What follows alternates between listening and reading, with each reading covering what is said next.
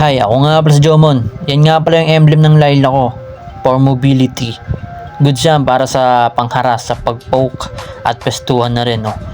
So, dito, tuturuan ko yung paano gumamit ng Layla, tamang item at tamang emblem. So, yan yung akin. Para sa akin, yun yung the best na, na emblem and item. So, una ko nga palang binibuild dito, yung Windtalker. Hindi ko muna binubuo yung boots, no?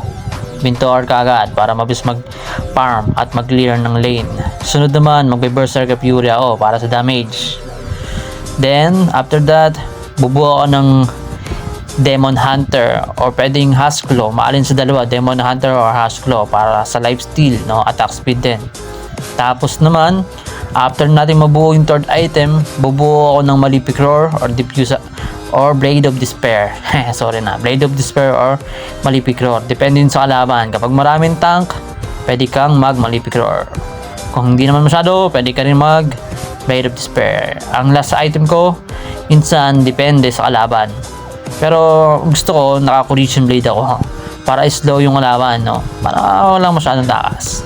Yun lang. Tapos yung ating huling item, minsan, pag yung late game na, nagbubuo ko ng Guardian Angel or Immortality. Yeah. Depende yung item natin, no? Depende sa last minute ng game. Pwede kang mag-Athena or pwede kang Immortality nga. So ayun, dito nagka-clash na kami. Kita nyo, bakbakan kami dito, guys. Muntik na ako mapatay dyan. Kaso buti dumating yung kakampi ko, no? Sa early play sip ka lang dapat. Pa-item ka lang hanggang makabuo ng 3 core item mo. Dito, try mo masecure yung grab na yan. Goods na goods yan. Dito nga, muntik pa ako gumamit ng SS eh. Kaso hindi na kasi baka kasi makuha ng ZAS. Pero hindi ko na inesasan yan. Ganyan na lang yan. Points. Makukuha ko yan.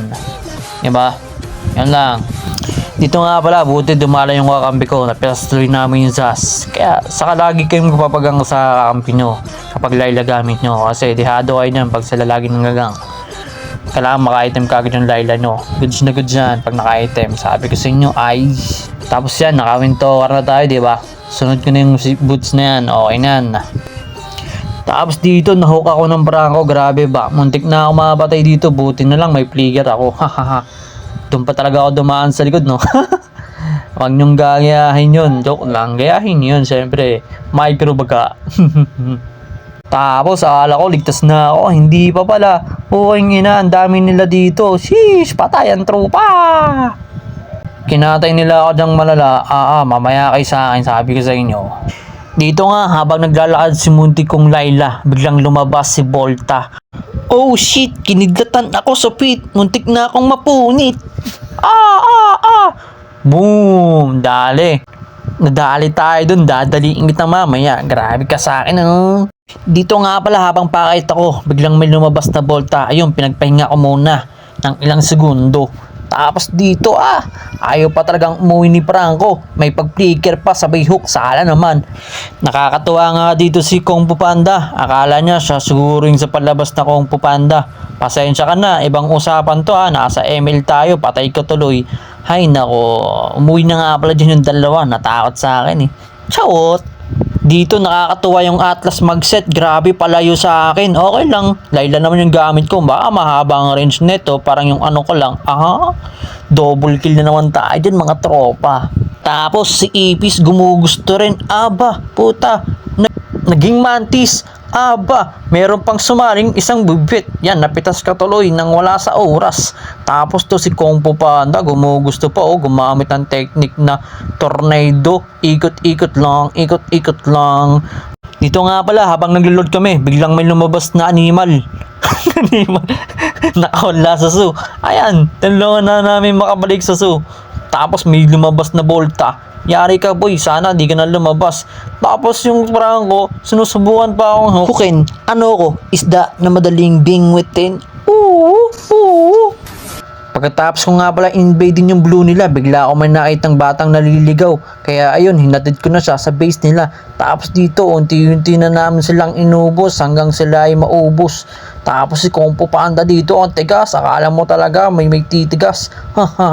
Buti na lang, naka-Collision Blade ako, saka naka-Demon Blade, saka Malefic Roar. Ayun yung mga pang-counter sa mga tank type guys. Ngayon, now you know. Dito tatapusin na namin yung laro. Akala namin matatapos na. Kaso, mukhang hindi pa. Kasi nga, tignan nyo, putang ina, wala na kami creps. Dito, naglaro-laro pa talaga yung mga kampi ko. Oo.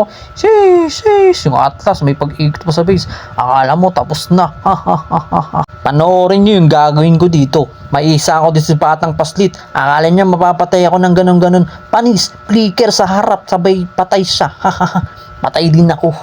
Dito nga pala, nakita ko yung mga alagad ko, binubugbog na. Buti na lang, biglang dumating yung super Layla ko. Ayun, napitas ko si Tabachoy, sinunod ko naman si Franco. Pak, buti, naka-immortality ka. Kung hindi, ubus ka na agad. Boom, patay si Talapox. Tapos nakuha ko pa yung Lord, predictable shit. Galing ko doon, pre. Kaso napitas ako ni Yudongat. Swerte mo kasi inuna ko yung Lord. Kung hindi ko inuna yung Lord, patay ka, boy. Ito, dapat matutunan nyo. Flicker sabay first, sabay second. Patay na yung kalaban. Puk. Di ba ang galing? Tapos dito yung kakampi namin si Dragon, binubugbog na. Buti na lang, nakabackup kagad kami. Ayan, nagbakbakan kami dito sa basic ni Atlas. Patay si Tabachoy, da Franco. Sununod ko si Batang Pastit, SS na malupit. Boom!